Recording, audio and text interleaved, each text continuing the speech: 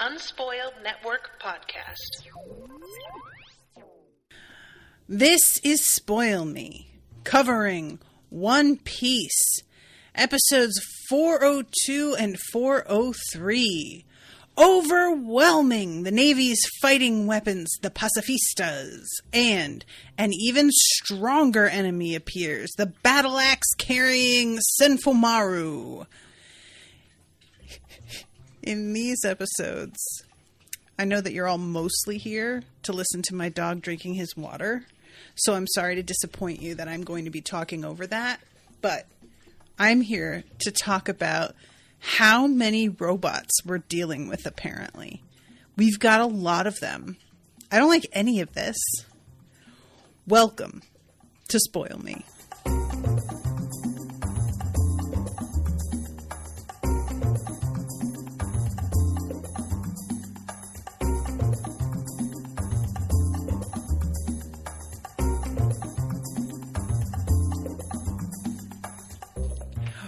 Welcome to the show, everyone. I am Natasha. Thank you very much to Florian for commissioning this episode.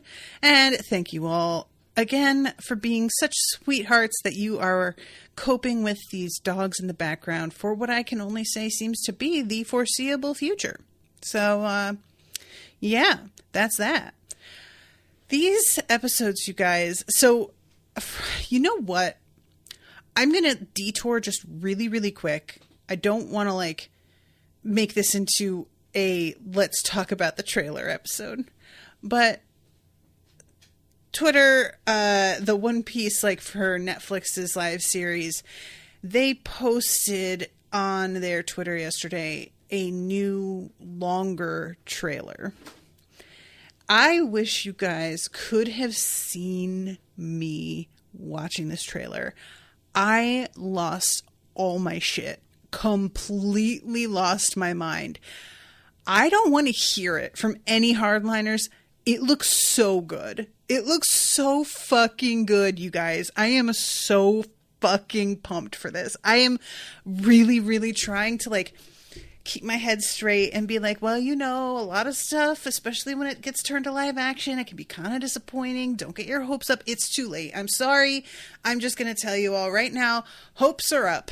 And if it's not good, I will be crushed. But I can't believe, I feel like I'm in this sweet spot where I'm a fan of the show and I'm familiar enough that I'm seeing everything that they're doing, but I am not such a super fan that I am ready to nitpick or find fault with certain things, because either I am not attached enough to do that, or I don't know well enough to see those faults. So I gotta tell you all, I can't wait to cover that show. I am hype AF. I watched that trailer, chills. I genuinely got fucking chills during a One Piece trailer. And then I stopped and was like, holy shit, went to the Discord, posted in all caps, and then I went and rewatched it. And then I was like, I'm going to share it on the Facebook, and then I did, and then I watched it again. And then I sent it to Owen, and I was like, you've got to watch, this is so good, and then I watched it again. I've watched the trailer 6 times. I just truly, y'all, I am so happy with it's just nice to get excited about something in a way that feels and there's not a one shot. What I mean is get excited about oh, we're going to go do XYZ for a day. That's lovely. But having a series that you're excited about, so it's going to unless they drop it all at once, but I won't be able to cover it all at once, so it doesn't matter. But anyway, I am just really thrilled about it. You guys, I was caught so off guard by how delighted I felt, childlike delight. It was great. So that's the first thing. And I just want to say thank you all for commissioning this show, because I would not be feeling this elation if I hadn't been covering the show to begin with. I wouldn't care, I really do wonder, if you aren't somebody who's at all familiar with the show, what does it look like to you? Like, this must look like a fucking acid trip. But I just really have y'all to thank for this weird fucking fandom, and that I am like becoming a part of it. And I am so enjoying every second of it. I really am. So that's thing one. Second thing is, and I'm curious for y'all's feedback on this, but I have been there's a couple of different things I'm looking at doing on TikTok and reactions and things like that to maybe stuff I'm covering or maybe stuff that I'm not covering. But they have a live function lately that's been like very push by the platform. And I don't make a whole lot of content for TikTok. Mostly what I've been posting on there has been about the puppies and finding them homes and fundraising and stuff. But I wondered how it would be to put up these lives. Like, just, I could be recording from my phone at the same time as I am recording with you guys. And I don't know if that's like a good thing, like if that would be fun or if that would be too much. Or my only concern is because of doing that, like sometimes you can get filthy casuals in and they may not understand the unspoiled premise. But I don't think I'm a big enough like name on TikTok in any way to show up in most people's like for you, you know. So anyway, I just wanted to put that out there because it's something that I've been considering the other day when I saw how much they were trying to get us to go live. It's like there's like a whole new program that they have adopted for lives, which I wouldn't be a part of unless I got like a certain number of viewers.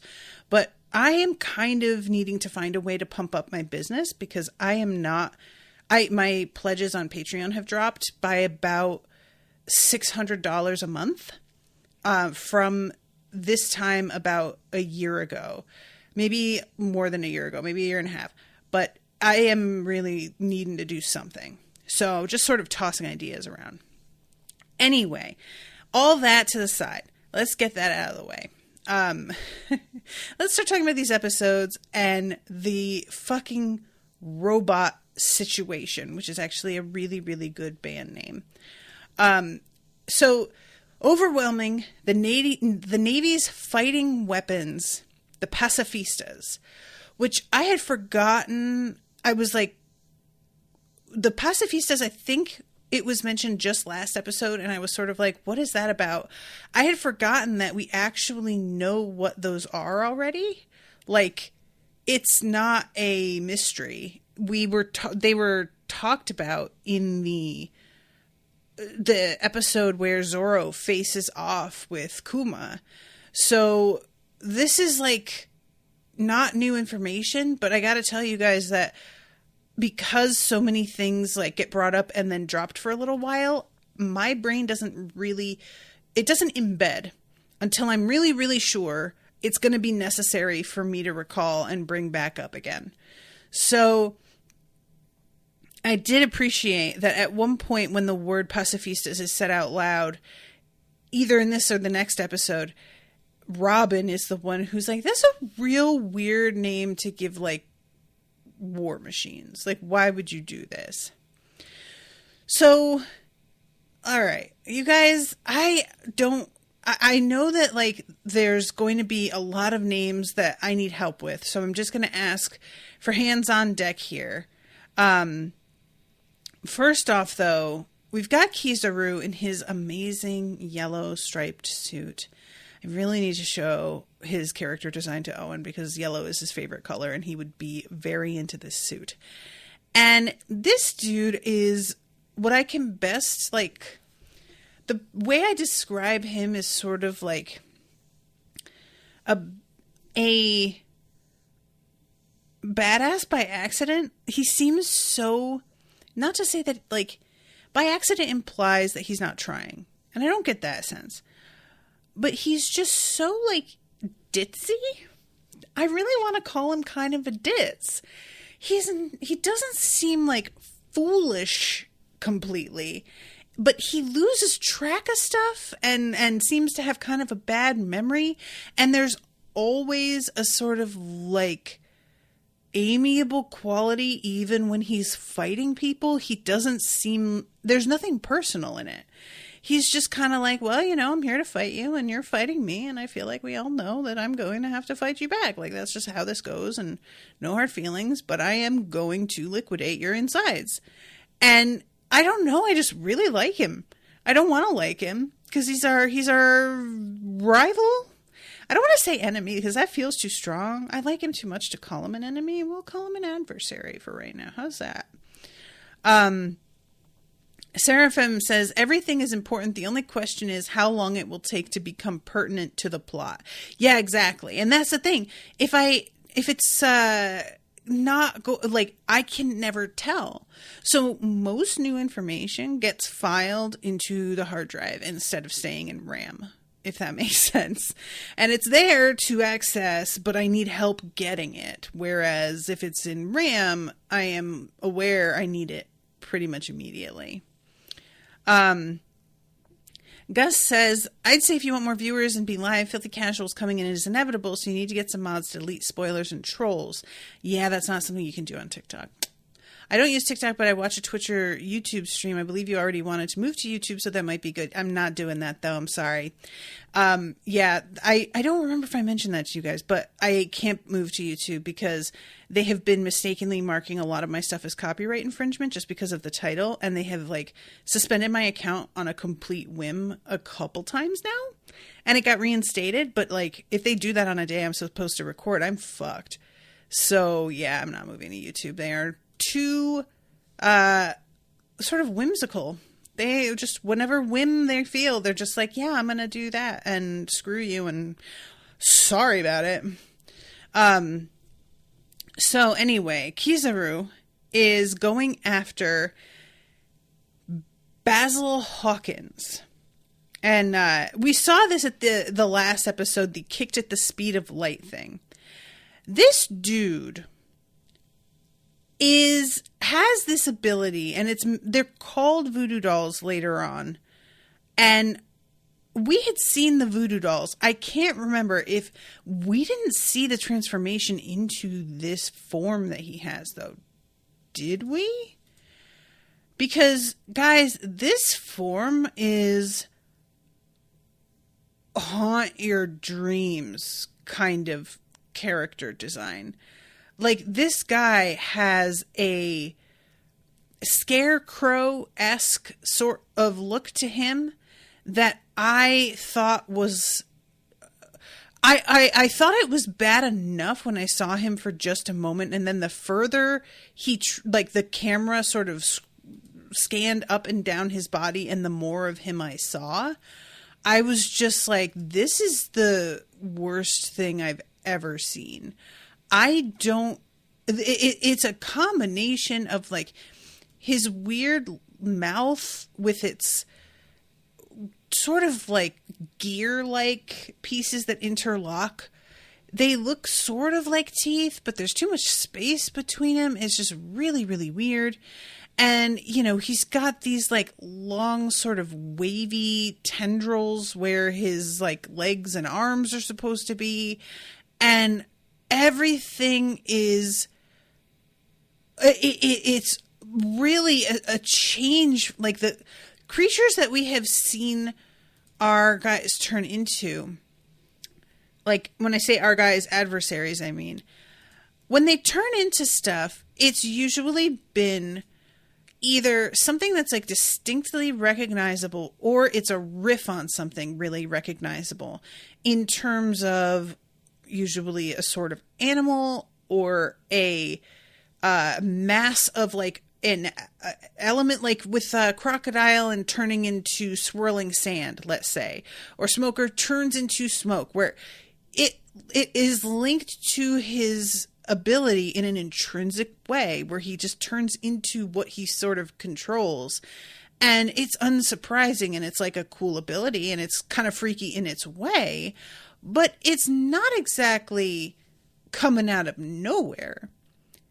This, so this is based on the fact that he is a magician, and we're doing a voodoo doll sort of look because that is also magic. which is like not an invalid choice, I guess.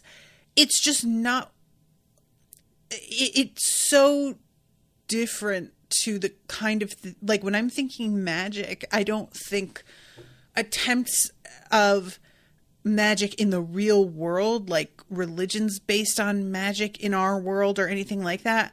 I am thinking of, you know, goofy fantasy magic. And so for it to be something that's sort of occult, I was a little bit surprised when I saw that he was pulling basically tarot cards. But I was also sort of thinking they may not be exactly like regular tarot cards. They may just be like oracle cards, which wouldn't really be that much of a 1-to-1 ratio. The voodoo doll thing. I'm really fascinated by the thought behind this, and I don't know if you guys have any info on it. But is there a tradition like this in Japan, or is he basing this off of, and when I say tradition like this, I don't mean like necessarily like voodoo, although I guess you could answer that question too. I meant like, are there things like voodoo dolls in any Japanese tradition where you make a little figure that is supposed to represent something? And there's a whole thing with like voodoo dolls being made to resemble people, and then the damage you inflict on the doll is inflicted on a person. But a lot of times they are meant to be sort of symbols for ideas and emotions, like to help you cope with things and bring good luck or protection. And it's not even necessarily a revenge thing, which it seems like, or malicious. That's often how it is portrayed in media, because it's like, you know, very melodramatic, and we're going to go for that when we're doing storylines. But I was really curious whether he is going after the sort of like Creole tradition here, or if there is something that is native to his homeland. Because if he's doing the sort of Creole thing, that opens a lot of other possibilities that I hadn't considered at all. Seraphim says, I think it's just based on Japanese pop culture idea of voodoo dolls plus Oda being Oda. Okay. And in the overall look of him, because a lot of voodoo dolls, what they're traditionally made out of, it can be felt, like stuffed with something, but a lot of times it's corn husks. And that is the look we've got with him. His hair gets sort of like flat and stringy, and he's got these long arms that are like, there are points that are sort of fastened onto the ends of the fingers to make claws. And you can see that at his like calves and wrists, those are long strands of corn husk, I guess, that are wrapped and like tied in little bundles in those spots. So once I like stepped back and understood what it was we were doing with this guy, I was like, oh, but when you first see him, it's not connecting for me what he's going for with this look. And I was like, what in the fucking horror show is this whole thing? And Kizaru is just right up in his face. I don't know what your power is, but I do know that you have a physical form. It doesn't seem like you're a Logia type. And he's zapping him as he's saying this with his like light, his sort of laser, I guess. And as he's doing this, you can see Basil sweating, and then his corn husk parts sort of open because they part and let out the other smaller voodoo dolls. And all of those dolls come out already with holes in them. And I am really curious if he saw this coming, because he kept assuring us all that, you know, today is not the day I die, et cetera, et cetera. And I'm like, well, you sure? And Kizaru even says to him, it looks like you're the first to go. You did well to journey all this way, and for that, you have my compliments. And as he says this, and like goes to kick him, and there's a huge glowing white and yellow sort of shield shape coming out of his foot, he is smiling. I just want to point this out, okay? He's smiling and like, you get it. That's the only way I can describe it, is like his energy is no hard feelings. I know you understand, you know? I wouldn't be surprised at all if he were the type of dude that just beats the absolute snot out of somebody and then helps them up and is like, do you want a beer? He just seems like that type. But I'm sort of jumping ahead here. Forgive me, because there's just a lot happening, but I really wanted to talk about that transformation out of the gate. So that's the end of that interaction for the moment, because they get interrupted by Crazy Music Man, which we will jump back to in a moment. But for now, let's go to our friends in the midst of their fight, because they are not involved in the fight over here for the moment. They're still dealing with, oh my God, Kemu, Kazu, Kuru. Y'all, I am so bad with these names. I get it, and then I lose it. But Luffy is trying to like sprint away from these lasers, somehow managing to dodge them despite this dude literally just turning his head and following him with all. And Luffy is in his second gear, third gear, and bright red. At one point in the midst of this fight, he snaps back into his like tiny shape, and it is so adorable every time it happens. And you guys, the force of this fight, Gus says, Kuma, ? You are correct. Thank you, Gus, for being able to tell what the fuck I was talking about. Oh my God. Seraphim says general fan consensus is Kizaru is baked more or less 24/7. Oh my God. I'm so glad you told me that, Seraphim, because this is going to be a complete thing at this point. Y'all, I'm fucking here for that. Oh my God, that is so funny. That changes everything. I am still, you know, standing by my sort of amiable badass dits, but in a totally different kind of context at this point. Awesome. Love this. So this dude is just unleashing on them, and we eventually have Usopp, Frankie, and Brook go running for cover, basically. And I thought this was really interesting that Frankie is like, this isn't even tech that exists. This is like fantasy shit. And, you know, considering how advanced Frankie is with creating stuff like this, the fact that he is so impresses me, because he can do a lot. And people are often taken off guard by how much he can pull out of a hat, so to speak. A metal hat shaped like a face. So while they're taking cover, Luffy, Zoro, and Sanji are all coming at Kuma at the same time at basically like their top attack level. Sanji's foot is glowing. Luffy is also glowing. Zoro's doing the 600 caliber. All of that lands at basically the same time. Now, I just want to mention that because of the difference in the type of fighting they do, it's unclear to me. Like Luffy is basically doing a sort of Gatling thing where he's punching repeatedly, and it seems like Sanji is kicking repeatedly, which I really wish that we got to see that. We get to see Luffy punching because of his like gum Gatling repeatedly, and it's like just a given at this point. We don't think about it. But Sanji, we just get big kicks that are sort of the dramatic type where he's standing on one leg delivering this thing and just wiping somebody off the map. Multiple kicks at once. I don't think we've ever seen that, where he's doing it like at this rhythm. And the camera, so to speak, is right up in his face the whole time.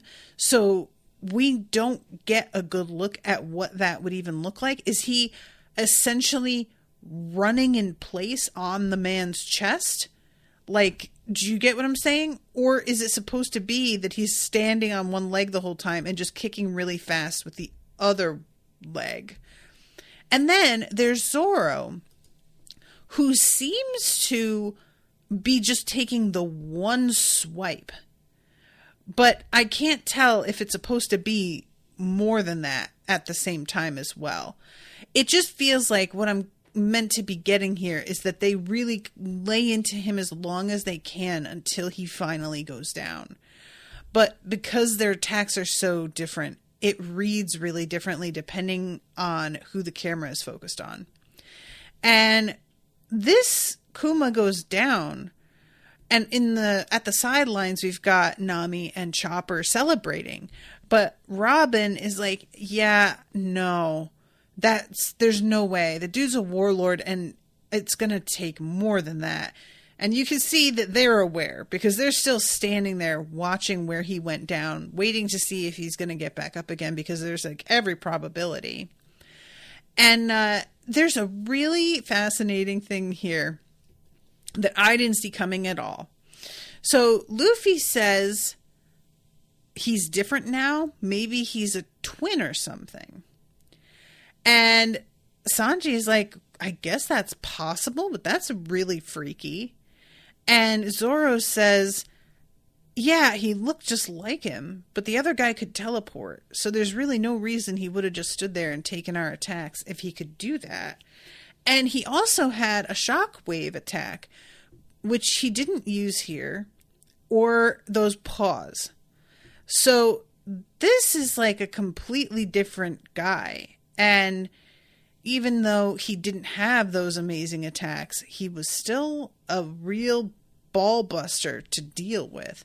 So it's sort of like, yeah, he may not be the full thing, but that's quite bad enough.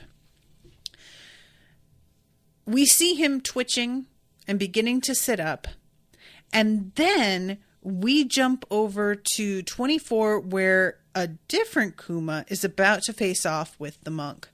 Guys, tell me how I failed to process that there were more than one Kuma in the last section when I should have noticed it. And I appreciate that, like, Florian didn't point it out to me. He didn't say anything. He just was like, yeah, I mean, she'll figure it out soon enough, so we'll just let that sit there. But truly, the clues were there already, and I was not seeing them. So the monk, or does he just go by monk? I can't remember.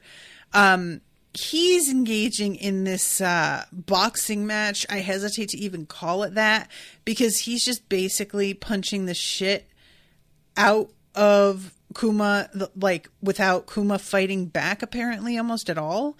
It's a weird moment where it seems like something went wrong. Kuma just lets himself get hit. And as this fight is happening, on the sidelines, Basil is, like, watching and says he has managed to, like, skirt death a lot, but that doesn't change the fact that sometimes there's nowhere left to go and your fate catches up with you. And just as he says that, there is a shot that goes right through his shoulder, and he goes down and he yells, "It burns." And Kuma sits up, and he is so, the introduction that we got from him when we were at Thriller Bark, he was very freaky, but he still felt human. When there was the reveal about the kind of, like, tech he was made out of, it was surprising, because he had some personality and a real, like, he's made out of tech in the same way that Frankie is, but it felt different because it's so much more advanced than what Frankie's working with. And this guy, there's nothing really human feeling about him. He is just a robot, So in the head of Drake, this is a really weird little aside here. He's watching this whole thing, and he says that was Kizaru's laser. So he recreated Kizaru's attacks with Bartholomew Kuma's body. Damn that Vegapunk, which we've heard that name before. I had no idea the pacifista technology had advanced so quickly. And this is really like, the fact that this dude knows exactly what's going on, I just thought was sort of interesting. This is the dude that's wearing sort of a domino mask and what looks like a pirate's hat, like one of those big wide brim, but like the brim is sort of curled and it has a huge ostrich feather in it. But yeah, this is like, this dude is on the inside regarding how this tech is created. And I just wondered how he knew everything that he knew when it's coming as a bit of a surprise, it seems like, to a lot of people. So this is, let's see, this is when Kizaru comes up and he says, Rear Admiral Drake, sorry, former Rear Admiral. And not here for your old job back, I take it. I don't know why, but that cracked me up. He is like so casual, you guys. Your inside knowledge will only make you despair all the greater. I suggest you little chickies exercise a level of caution. This is all Kizaru. And then he smiles. After all, you have me to contend with, too. And just smiling. Looks so happy about it. Like he can't wait for it to be his turn. Yeah. When you get done with that guy. So then we get the surprise of what Drake turns into. And you guys, he basically turns into a dinosaur. This shit is wholly unexpected. The camera goes upward and upward while he's standing in front of Kuma so that you really get a sense of how tall he suddenly becomes. He's towering over Kuma, who is fucking humongous. So yeah, the man is very, very big. And I really enjoy the crazy music man who is watching all this to the side. Is just like, this fight is nuts. I loved it. He was just sort of like, just a lot of unexpected surprises. Okay, well, we got a fucking dinosaur. I guess that's happening. I don't know. I just really enjoyed this like energy that he's bringing. This dude, he's the one that has made me so uncomfortable with all his elbows. I really, really hate the look of him, but I have to say, in these episodes, his personality, I was like vibing with it a lot. I thought he was pretty fun. So, oh good. Seraphim says I'm not the only one to miss the fact that there's more than one Kuma. Yay! Allosaurus, says Seraphim. Is that real? Or is that a little dinosaur humor? He's got, guys, when he transforms, like, he's still got his little jacket on and the hat and everything. It is so funny because, like, from up top, it just looks like he's wearing a little hoodie. And he gets his mouth over Kuma's head. And I guess that Kuma had been attacking out of his mouth. So he is technically going for what he probably considers the big weapon here. But yeah, it turns out like you do this and his hands are free and he is still going to fucking get you. So Kuma just manages to fire through him and take him down, and he shrinks right back into a dude, which I felt bad about. I don't know. There was something about how like he doesn't even go down in the form of a dragon, of a dinosaur. He is just himself again all of a sudden. And he notices the fact that, like, Kuma's bleeding in a regular human way. And he thinks that's pretty interesting. So this is when Monk gets kicked by Kizaru. Kids, that motherfucker goes through so many walls. Like 5 walls, 3 buildings.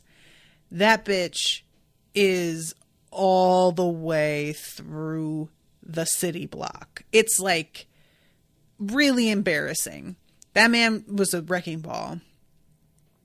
And after he is essentially, it seems like, taken out of the equation, this is when we get the transformation of Basil. And the transformation, like, you know, I mentioned already how freaky I found it, but I didn't really address the initial change, because what happens is that these, like, strands of, I assume is supposed to be corn husk, slide up and over the back of his head and around from the sides of his face. And eventually, once it's together, you get what they're doing. But at first, it just looks like there's tons of worms enveloping him. And I was not here for it. Not a bit, ladies and gentlemen. So yeah, this, he's using his attacks and his claws and whatnot, but he is so outclassed. It is not even close. Kizaru vanishes utterly from in front of his face for a second. And he's like, well, where is he? And all of a sudden, there he is, back again. Shady's back. Tell a friend. He's got his fingers pointed at Basil's eyes and sets off whatever those fucking lasers are. And then all of a sudden, Basil's just like, I can't see what the fuck is going on. And this is when Kizaru goes through and just zaps all his insides and makes a bunch of his dolls come out. And, like, I just really want to point out how many dudes we have dealt with just now in these, like, few minutes. How quickly we've been going through allegedly extremely badass pirates. Like, one after the other is just being put down and laid out. So this is when we have the one-man band playing himself. Congratulations, he played himself. And he is playing, like, a saxophone that's made out of his arm and a piano on his teeth, which I said his teeth looked like piano keys. I had no idea that we were going there at all.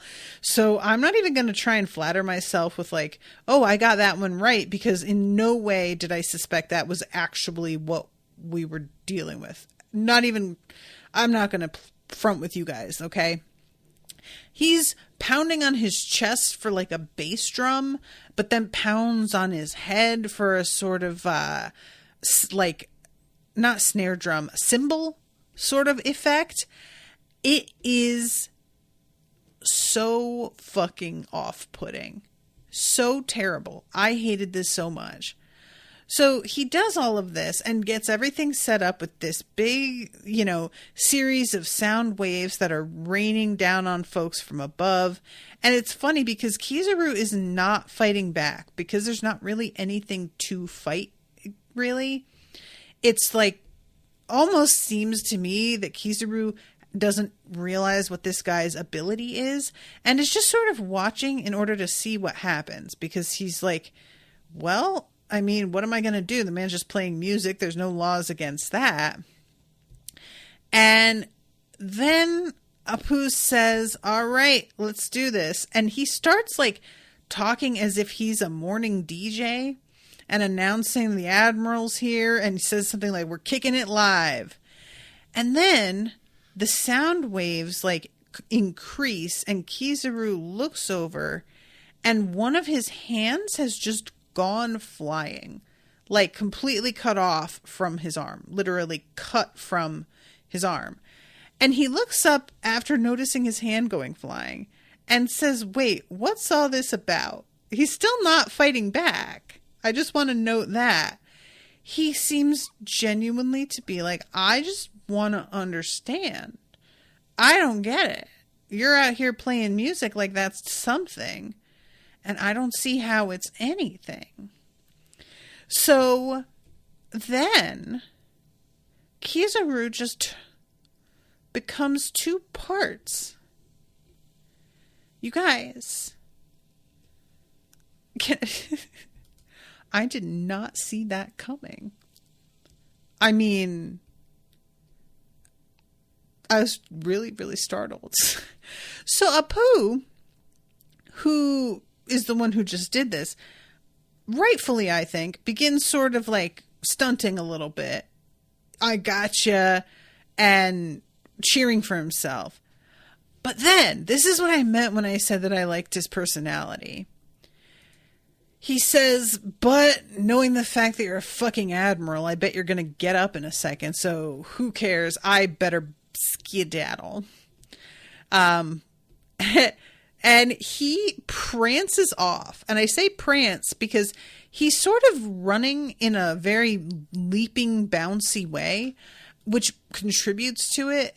But there's also his hands and arms, because of the strange shape. It sort of looks like he's swinging them in a very carefree, like childlike way.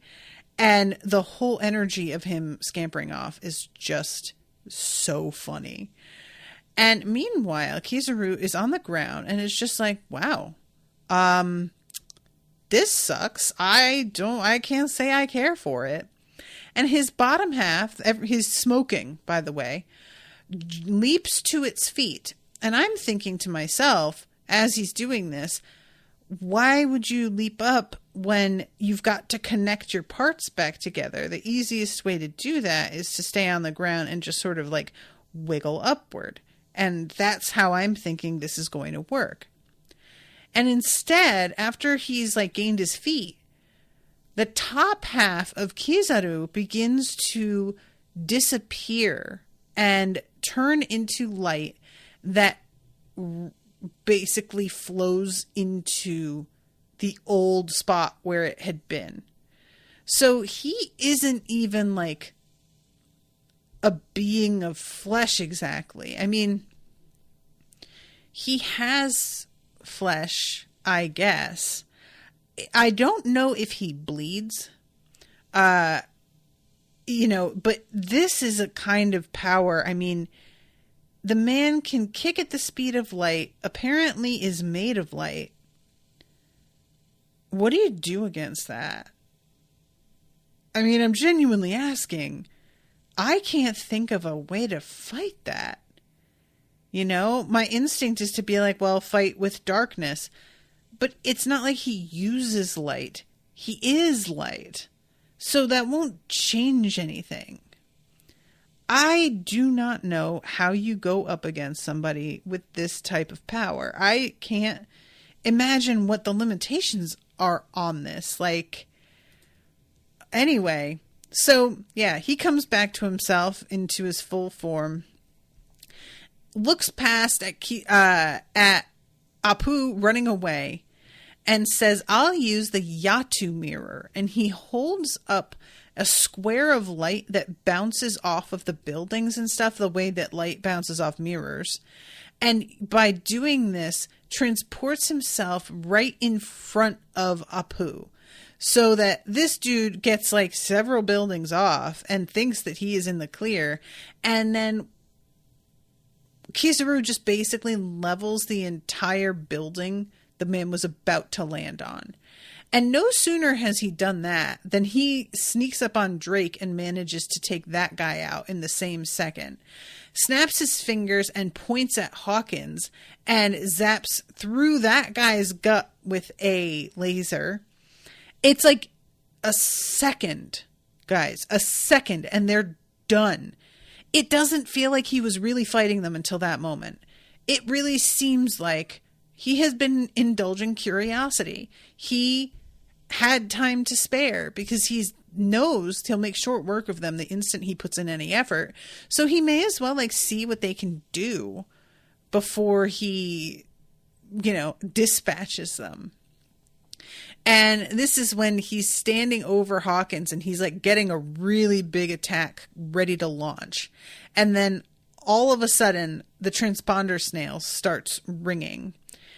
And it turns out when he had originally like landed on the island and was going, hello, that's strange.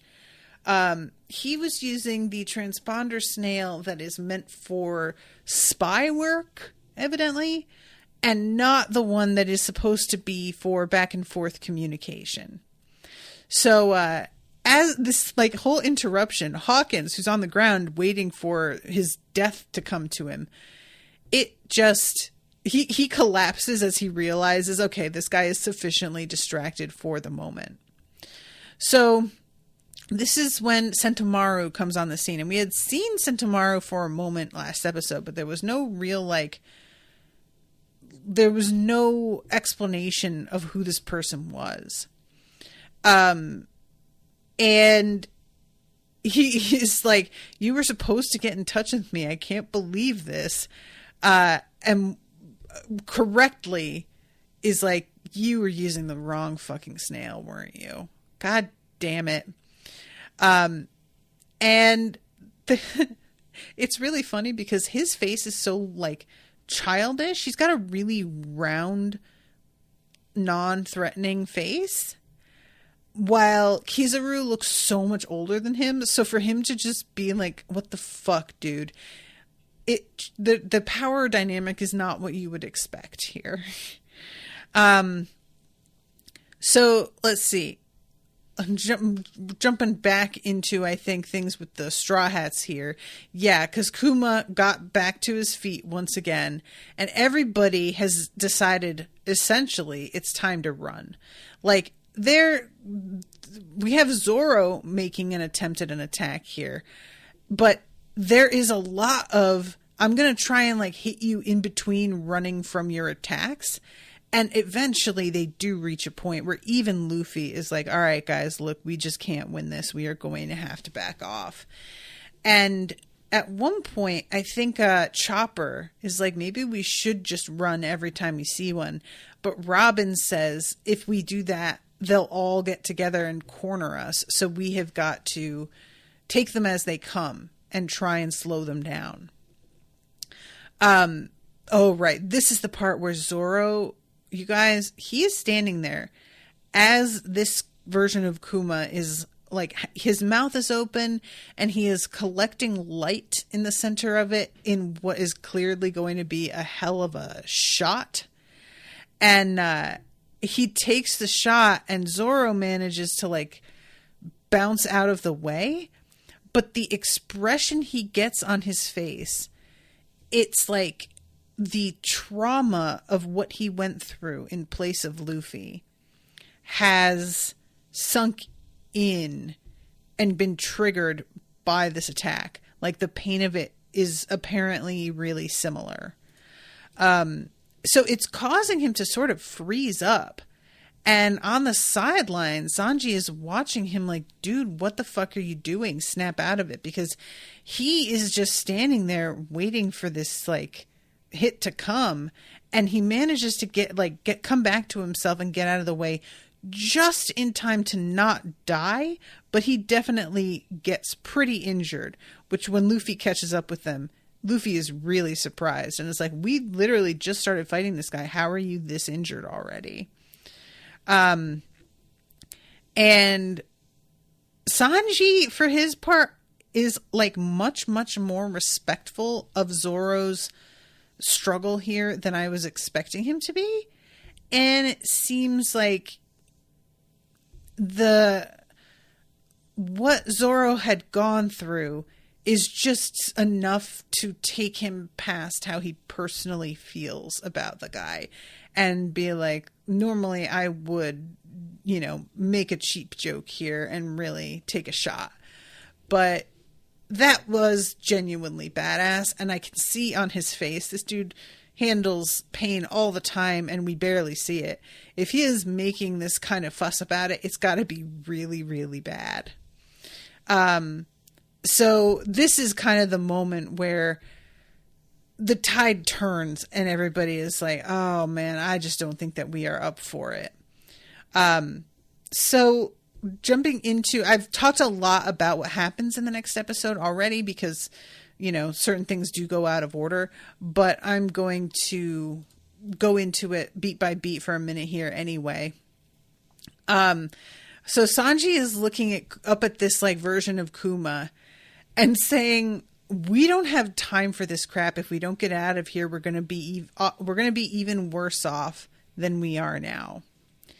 And as he's saying this, for the record, Kuma is just standing there, gently smoking at the mouth, but not moving or doing anything.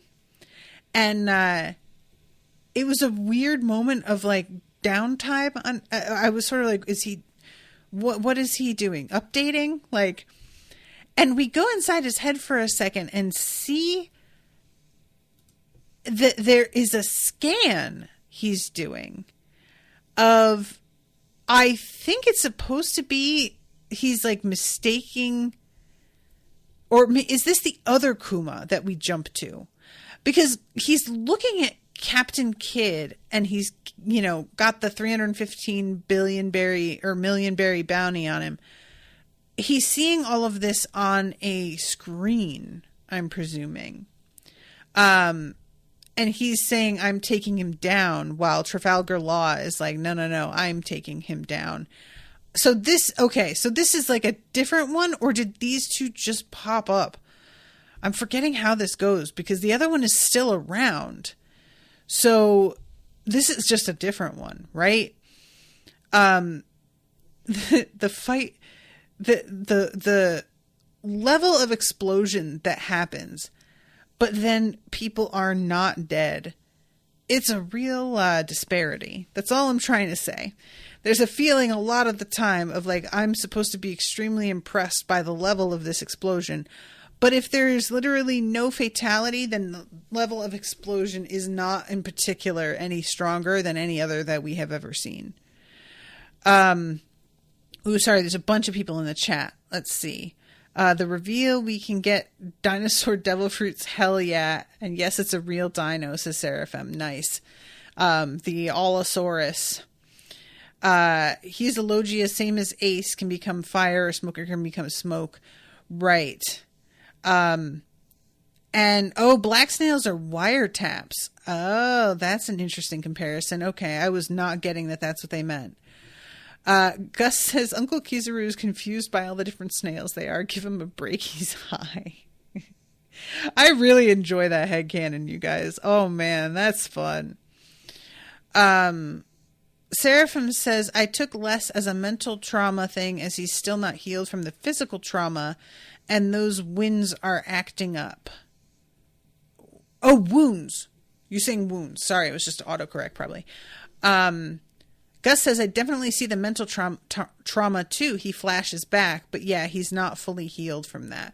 That's right. I'm talking about it being like triggering because he freezes up, but you're definitely right that there's like physical aspects here that are in big play because I am thinking of him as fully healed by now, but he isn't, which is like sort of it's a surprising thing because in this show, when people are healed, that's sort of it. And they get healed very quickly. So for him to still be dealing with wounds is extremely unusual.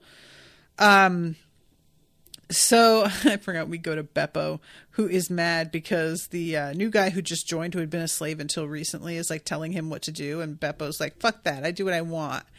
And he starts to jump into the fight, but then gets zapped with a laser and gets out of the way in time, but is clearly kind of like, oh shit. I might have underestimated this situation. So this is when Kid starts doing his thing with the sort of magnetism, the attract, and making the giant hand out of all of these metal objects. Kuma uses his laser breath on him, and he just blocks it with the arm that he has created, which I really wasn't sure if that was going to work or not.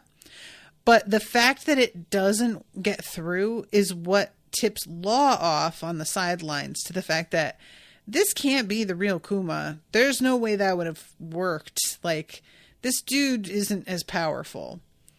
So I enjoy the fact that our guys are not the only ones who are putting two and two together and being like, something about this is fishy. So poor Chopper and Frankie get into the fight here with this Kuma bot, and they are punching the shit out of it. It's not doing anything.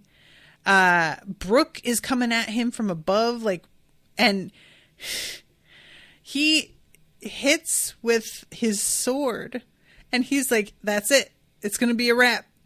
The sword gets lodged in his shoulder, Kuma's shoulder, and Brooke is just balanced on the end of it, like in the air, unable to get free again because of how stuck it is. And it's extremely embarrassing. Usopp has to step in with some of his bombs to, like, get the dude taken down so that Brooke has a means of escape. Considering that was supposed to be like a final blow, but it wound up that he then had to be rescued. That's really unfortunate. I'm so sorry, Brooke. Like, I love you, bud, and I believe in you, but that was not awesome. And it's interesting. Usopp is like, I mean, that shouldn't have worked as well as it did, because this dude goes face first into the ground. He's like, I know we've seen a lot more tough attacks than those bombs, and yet here he is laid out. What happened? And Frankie says that one of them got into his mouth, which was really interesting. And as they're talking about this, Nami starts to run across, and of course Sanji sees and is just like, girl, you in danger. Get out the way. So fucking Kuma starts to launch an attack at Nami, and Robin uses one of her abilities. This was the best, you guys. And she has a bunch of arms come up out of the top of Kuma's shoulders and just smash down onto his head and hold his head shut as he releases this attack. So he fucks himself up. And that is that. Once he has, like, it's not that is that. I say that because Nami doesn't attack here. She is very smug about it too. She's doing a whole, oh, I hear there's a storm warning in that spot. And I was like, Nami, I don't know if you see, like, I wouldn't say, and this is no offense, Nami, but I just wouldn't say that you have reached the level of attack where you get to quip. I understand the temptation. And I even get, especially after having been somebody who was weaker on the team, the elation of finally being in a position where quipping would be potentially an option. But I just don't feel like you're quite there yet. And she's smirking after she's done it because Kuma's like bent and it looks like he's really taken some hits. But then he just stands up and starts to fire in every fucking direction, which Usopp translates to, we were trying to kill him, but basically all we did was piss him off. And he starts to, like, fire at random, it seems like. He's seeing things that aren't there. It's like his targeting system got all fucked up. And I think Usopp is the one who says he's looking desperate. And Sanji says desperation is as good as admitting you've lost the fight. I don't know why, but I really liked that line. I had a moment of wanting to contradict him, and then I sort of stopped and was like, huh, I guess it is. Because desperation sort of translates to we're willing to do whatever we need to do. And you're not going to get there unless you're pretty sure that otherwise you will lose. So, I don't know. I just kind of liked that. So Sanji comes at him from the front and kicks him toward Zoro, who's behind him, and just basically like, hey, push him in my direction, which I don't know why, but that was really funny to me. And Frankie is the one who's saying we're finally starting to wear him down as he's watching Zoro turn into 3 of himself. And I guess nobody had seen him do this attack before. So everybody who's watching is like, wait, what's going on? Is that 3 of him? Am I seeing things? What the fuck? It is really cool looking, guys, the way that it's like animated. I really liked it. Luffy then swoops in with third gear, blows up his hand into a giant fist, and he says, all right, here it comes. And he's like shooting down towards this guy's mouth as all of the light is filling into it. And Luffy says, giant rifle, and punches at Kuma, who had been looking like he was going to fire, but at the last second closes his mouth and stops. And it's a weird sort of like, well, wait, what's going on there? And by the way, we keep sort of going inside Kuma's POV and seeing everybody through the kind of cracked screen that he's processing all of this information on. And after this punch, the cracked screen, like, it seems he's pretty well fucked up. This is when Luffy begins to shrink again. He is deflating like a balloon let go, spinning through the air and making this like whistling sound. It's honestly very funny. I really like that. And then when the smoke clears, we see that Kuma is laid on his back. And it seems like he's really sort of been taken down for the count. I wasn't trusting it, though, and I don't think anybody here is really trusting it. Everybody is taking a breather, though. Like, they've all been working really hard, and it seems clear they didn't expect this fight to be as difficult as it was. So, Nami on the side is like, I wish I could believe we'd really taken him down. But he looks fine. Like, there's no injuries on him except a little bit of blood from, like, a cut lip or something. To which Usopp is like, if he's fine, we're screwed. We are really fucked. And they all begin to go, all right, yeah, we've got to get out of here because he is just too strong. Luffy says, we need some rest. I don't feel like I've ever heard Luffy say that. Ever. He says, this guy was too much for me. I was ready for a fight, but. And I mean, I don't feel like I've ever heard him admit, I'm outmatched. I'm outclassed. I need a nap. I need some orange slices. Like, I don't know. This, more than anything, made me go, oh, wow, they must really be in bad shape. So Sanji is like, all right, well, if we're going to run, we got to find a place to hide out because they will just come after us in a second. And Luffy is saying, I know, but let's just sit here for a few minutes. And then Sentomaru's voice rings out and says, you've got a lot of nerve. And I'm thinking he's talking to them because, of course, that's what you would think.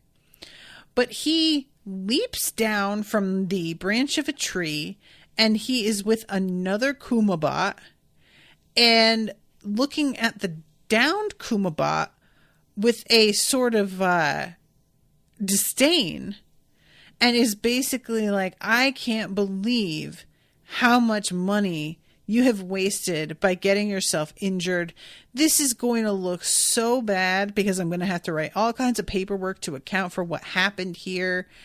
And there's just a real sense of like, oh my God, I had like a fucking 3-day weekend planned and I have to go in on my day off and write a fucking report up. I am not happy about this.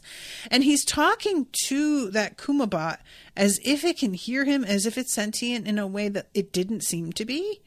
It's unclear whether it is actually interpreting what he's saying or if this is just him letting off some steam. But yeah, it takes a while for the smoke to clear yet again, for our crew to see that he has got another one of these bots with him. And Usopp is like, is this the real one?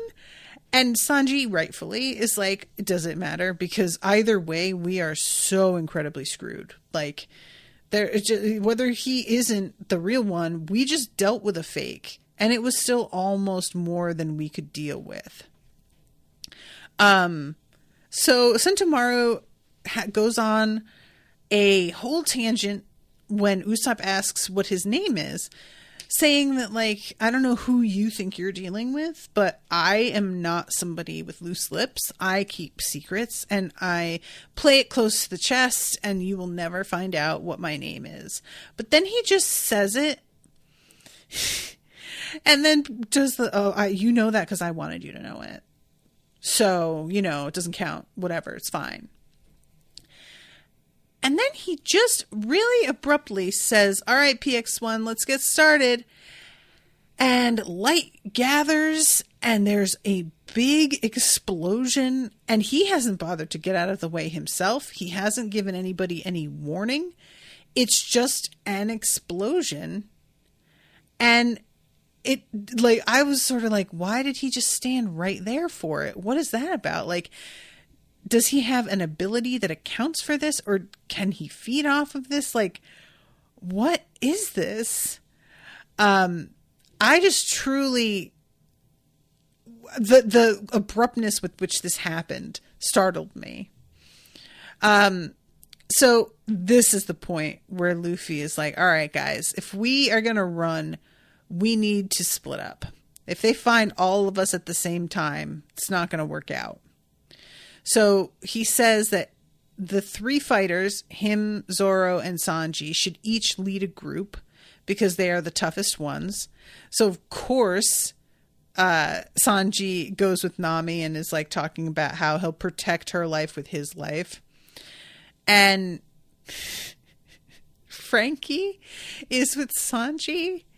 And he says, well, if you're that willing to sacrifice yourself, why don't you just hang back and act as bait? To which Sanji is like, that offer was for ladies.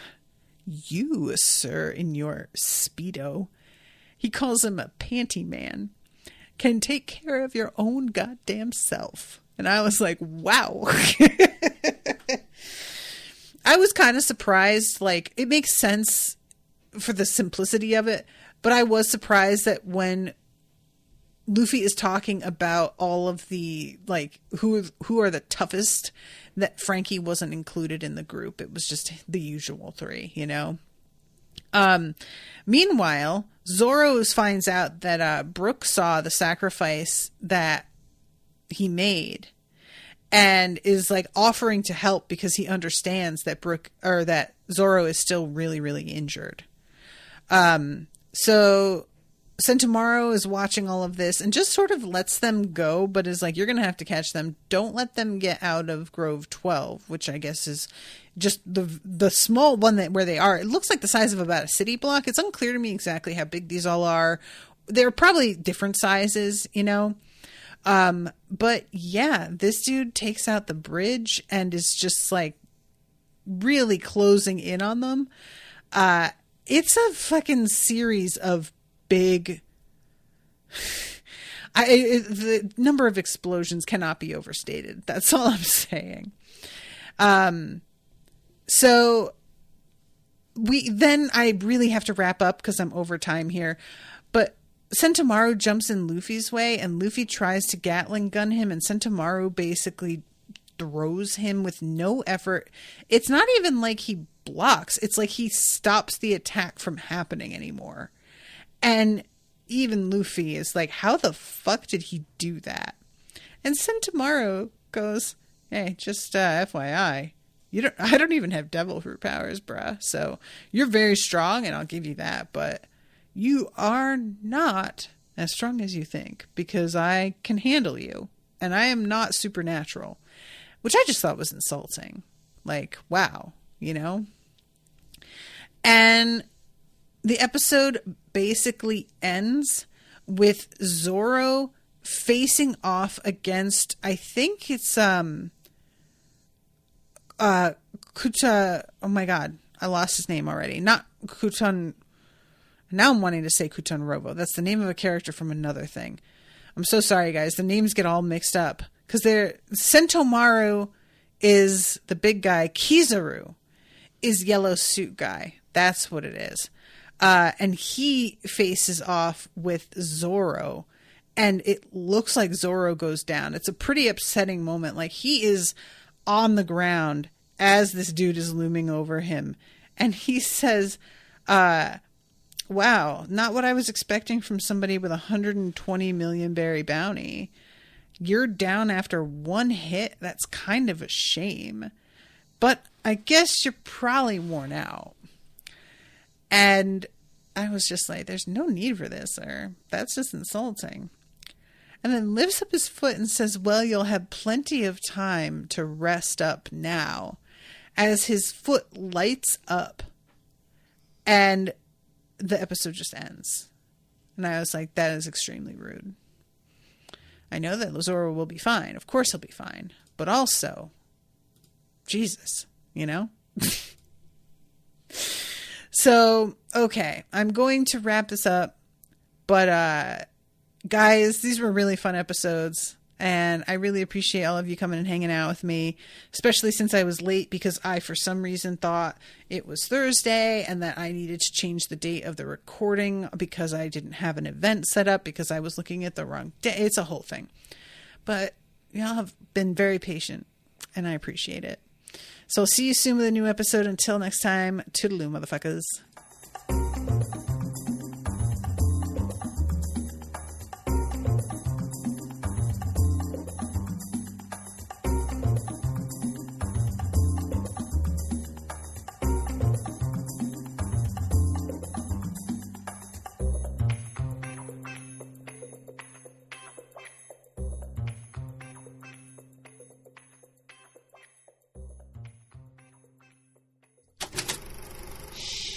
That was an Unspoiled Network podcast.